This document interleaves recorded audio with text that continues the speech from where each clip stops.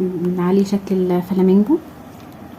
الاطباق دي يا بنات كان طبعا في منها اشكال كتير بس انا اخترت الشكلين دول، جبت الاتنين دول شكل بعض وجبت ده بس اللي شكل مختلف. كان الطبق ب4 جنيه، حتى هو مكتوب عليه السعر بتاعه اهو.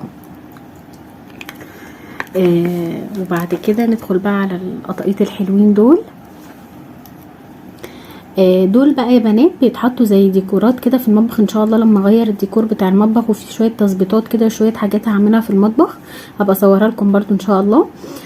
شويه تجديدات كده بسيطه هعملها.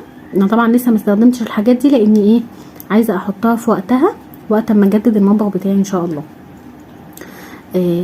دي كده لونها بنفسجي طبعا عسوله قوي، ودي فيها ورد كده زي شبه الورد البلدي، وفي بقى الاصفره الجميله دي شكلها حلو قوي.